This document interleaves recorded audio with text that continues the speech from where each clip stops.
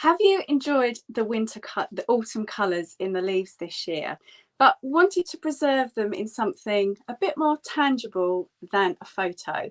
Well, if so, then I've got the perfect printmaking activity for you. It's an eco printing process called Hapa-Zome, and it ticks lots of boxes for me because it's quick, it's easy, and it's also beautiful. Look at the detail in this print. So let's get started. I'm going to put you down and show you exactly what you need to do it.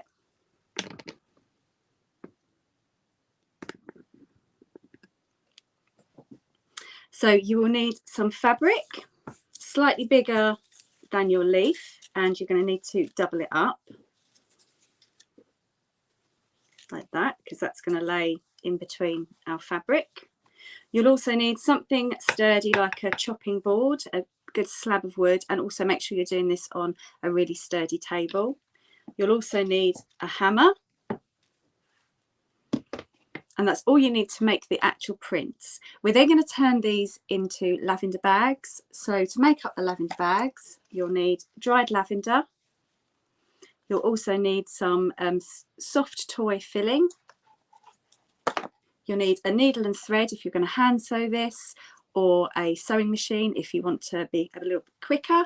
You'll also need scissors to cut the fabric as well. So I think that's everything that we need. So let's get started. So Hapa-Zome is from a Japanese word meaning leaf dye, and it was introduced by an artist called India Flint. Now, India, rightly so, says that people have probably been doing this for centuries, but she was the one that named it and really ran with it. So we've got her to thank for knowing about it. And when you've done it, you're going to just wonder how you never knew about it before. So what you need to do is put your fabric, this is just cotton, onto your chopping board. Put it sort of towards the side down in the left-hand corner, at the bottom in the left-hand corner.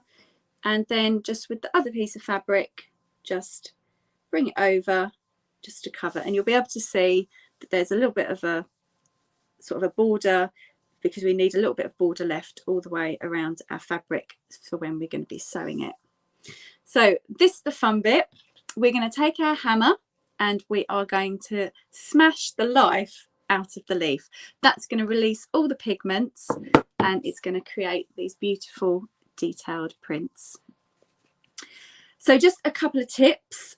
I tend to hold my hammer quite close to the end to give me sort of really good pressure and also to give me a little bit more control.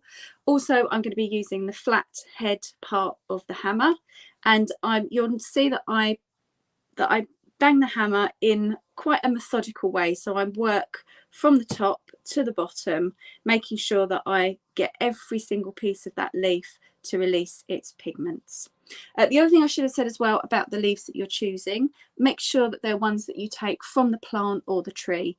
Don't be tempted to pick ones off from the floor. As beautiful as they might look, we need a lot of moisture in these leaves to be able to create the pigment, to be able to create the effect.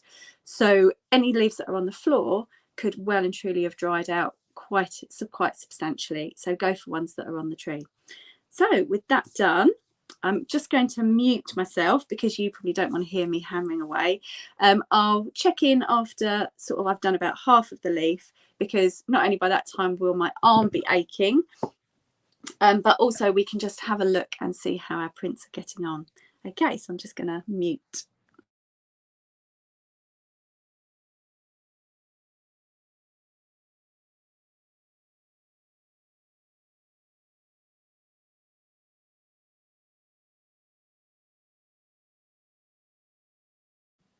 Another thing I should actually say at this point is just make sure that you keep your hands well away from a hammer.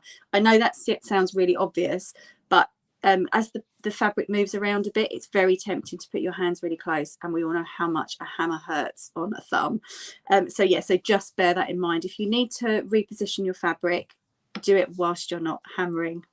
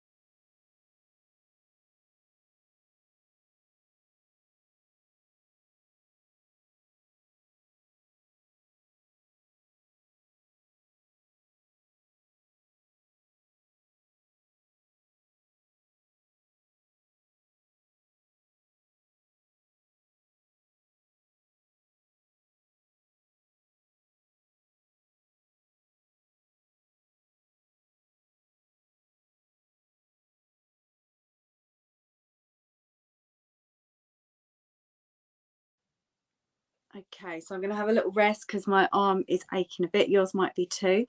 And if you're just joining us, we are making Hapa-Zome, Eco Hapa-Zome prints today, which are these, which give us beautiful detailed prints from leaves. They're so quick and easy to do. And also it's quite good for a little bit of stress busting. As you can see, I've worked very methodically from the top to the bottom, and I'm starting to get all of the veins are starting to show up. The smell is lovely as well. It's very fresh and green, the smell. And with regards to leaves that you might like to use, so this one's a hollyhock leaf. I've also got some fern leaves, which worked really well. This one is a vine leaf. They work well too. It's difficult to say which leaves are going to work and which ones aren't, because the list is so long. But because these are so quick to make, I would suggest having a little practice with the leaves. You'll also, there's a good chance you'll have a lot more than one type of leaf. So have a little go, make sure you make some notes, make notes of ones that don't work as well so that you remember. And really, yeah, just enjoy, just play and have a bit of a stress busting time with it. Okay, so my arm is feeling a little bit looser again, so I'm going to go back in. I'll mute you so you don't hear me hammering away, and then once I've finished, I'll unmute myself and we can move on to the next step.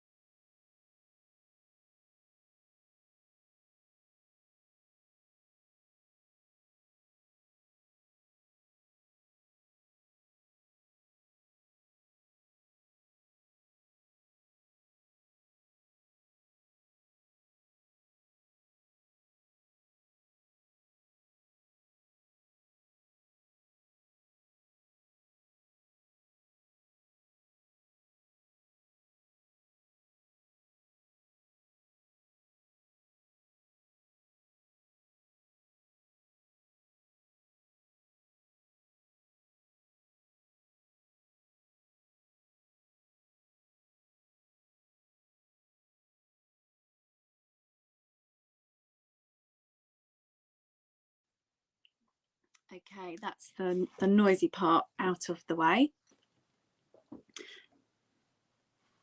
Unpeel the fabric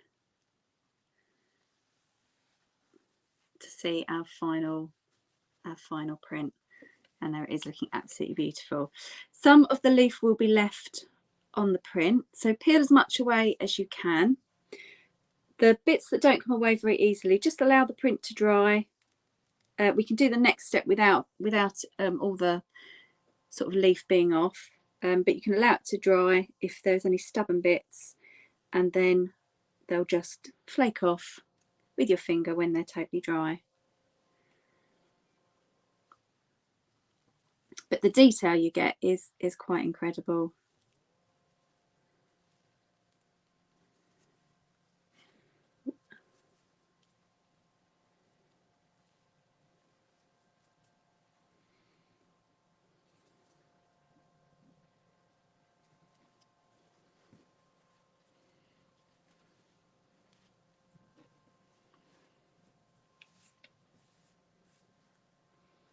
So you can now use these as you wish. So you could, for example, cut it out, applique it onto a piece of card, use it as a greetings card, maybe as a gift tag.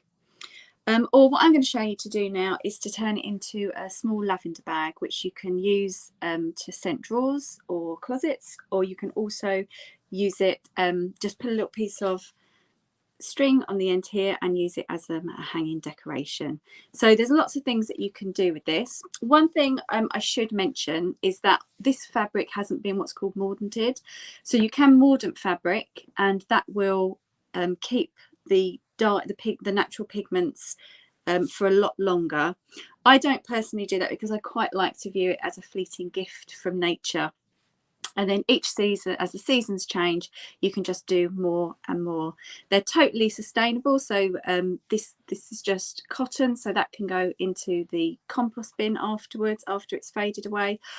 Or what someone suggested to me the other day when I ran this as part of my print club, you could embroider into the leaf. So as the pigments fade, you're left with the beautiful embroidery. So that's another idea for you. There's a few ideas that you can use to embellish them, to turn them into little gifts that you can give away. Let's make up our lavender bags now. And for that, I'm going to bring my sewing machine up. So bear with me a minute while I do that.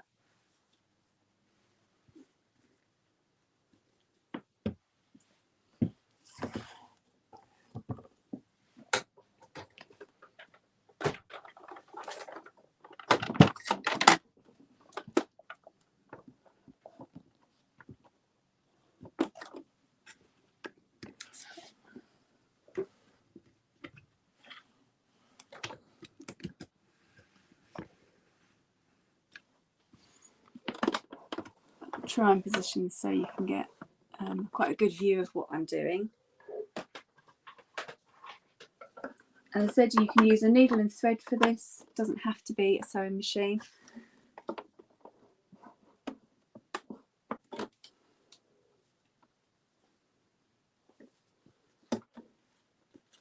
All I'm going to do is, this is going to be my top print because it's the better, clearer print.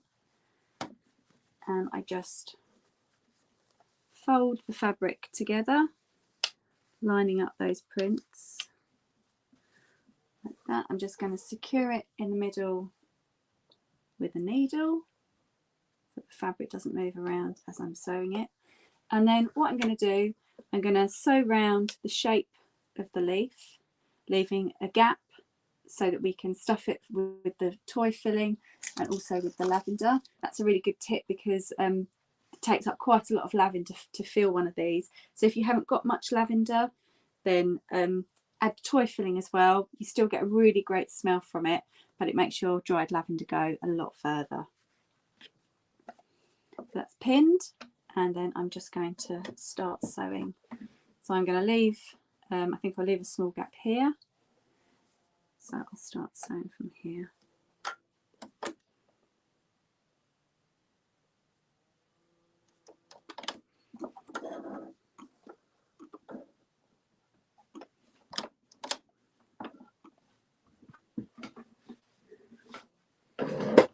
And you can be as accurate as you want in terms of following the line of the leaf, or you could just do sort of a very simple line all the way around. So sort of depending on your skills, depending on what sort of machine you've got.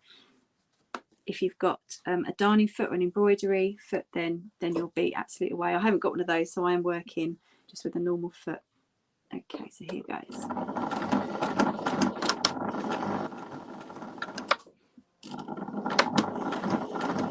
I just went backwards and forwards to secure the stitch.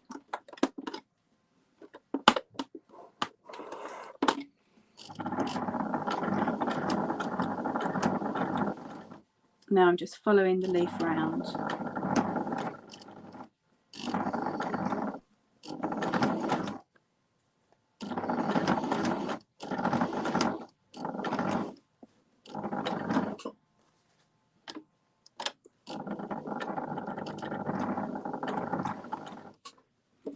Just lifting the foot up as I need to turn.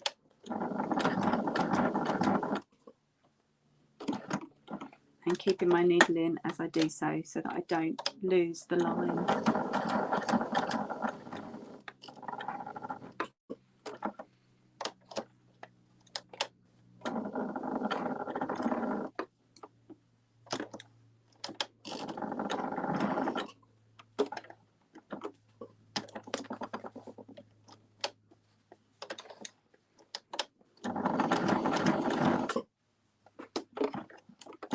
if you've got any questions from today's session, then please put them in the comments. Although I won't be able to see them at the moment just because of the way that my camera is set up, I'll make sure I have a look afterwards. Any questions you've got, any comments, please feel free to put them in the comments box.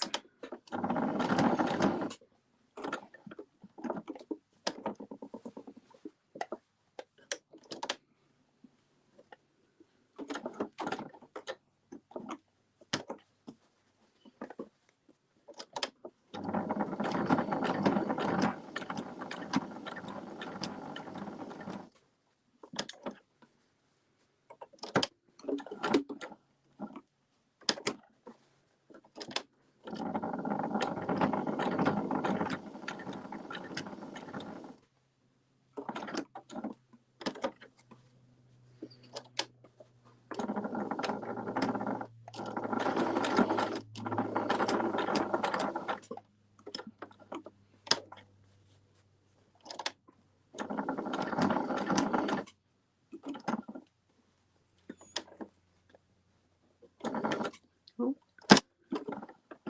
let's put the foot down.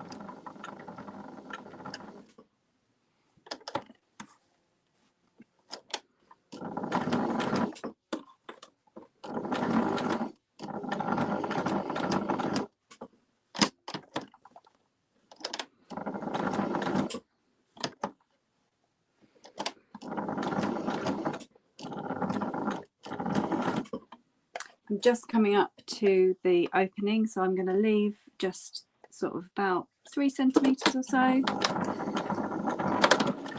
Just finish off going backwards and forwards on my sewing machine.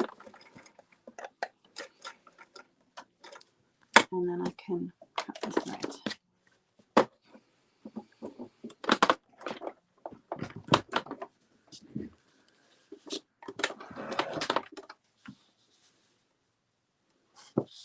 Okay, just a quick recap of what we've done. We've made a Hapa-Zome print using leaves onto cotton, just extracting the pigments with a hammer. Lots of fun. And now I've put the 2 pieces of fabric together. I've sewn around the edge of the leaf, following the lines with my sewing machine, or you can use a needle and thread. And now we're going to just use scissors, and I'm just going to cut around, just leaving sort of a couple of millimeters all around the edge to give it a nice natural look.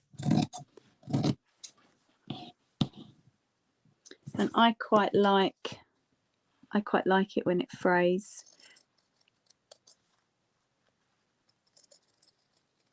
But if that's not your thing, then you could put right sides together, so turn it inside out.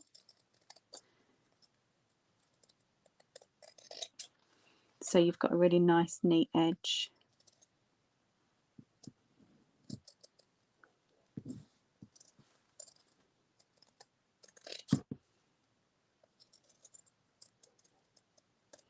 So as I come up to the opening, I'm not going to cut quite so close to the edge there because I've still got to re-sew that. And I don't want that to fray too much. So just into the middle part.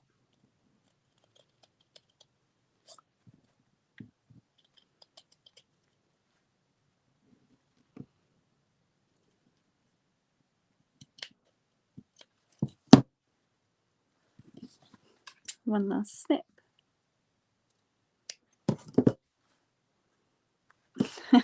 And another last snip. There we are. And that's all sewn and ready for the toy filling.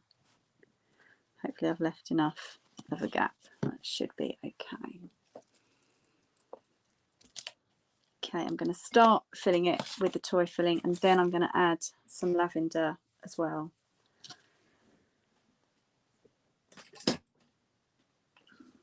And I'm going to use the end of, you could use a pencil or a paintbrush or a chopstick, and that's just going to help get the stuffing into all the outer areas.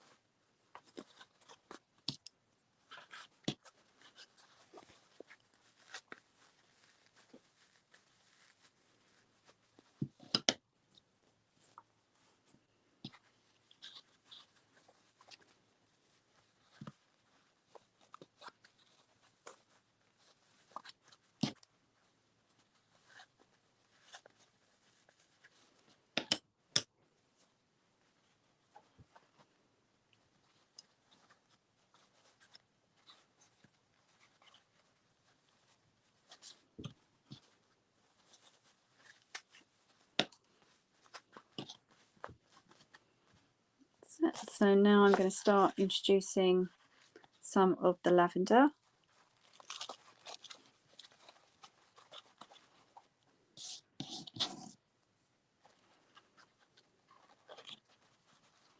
So a little tip, you could make a cone just with some paper to fill it in, but I haven't actually prepared that. So I'm just going to put it in by hand. But that's quite a good little tip. That will just help you just get in a little bit easier.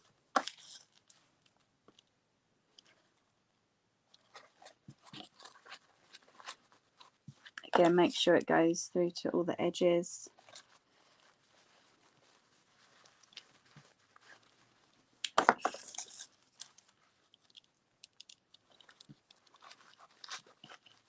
And it's a great way to make your lavender go a little bit further.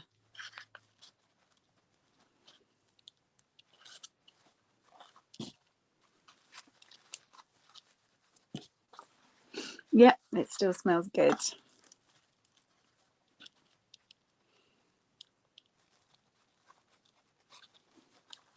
Transported back to late summer. Okay, finish off with a little bit more stuffing.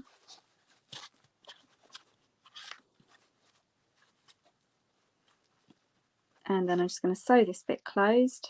You could do it by hand or on the machine. I'm just going to do it on the machine. Let's make a little bit of space.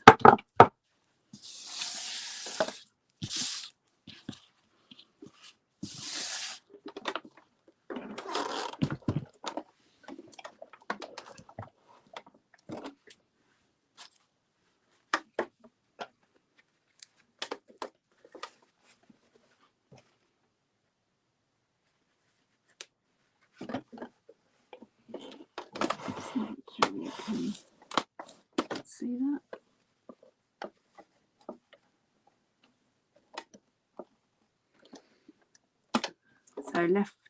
So start from where I left off. Just do a backwards and forward stitch. Make a knot.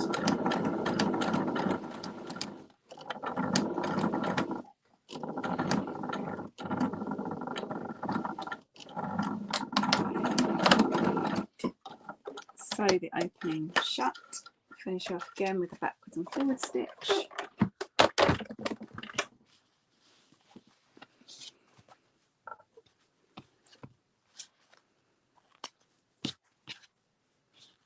Chop this thread and then just finish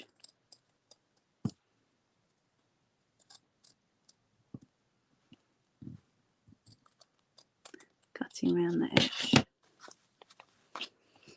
There you have it, an eco printed lavender bag. As I said, you could put a pretty ribbon or a piece of string on the top to make them into decorations, or you can give them as gifts for people to put in their drawers or in their hanging in their wardrobes. So I hope that's inspired you to get out, go for a walk today, pick some leaves, pick some autumnal leaves, pick some evergreen leaves, and have a go at making Hapa-Zome prints. So thank you so much for joining me today. I'm Rachel from I Printed That, and it's been a pleasure to share with you that technique. Happy printing, and I'll see you again soon. Bye.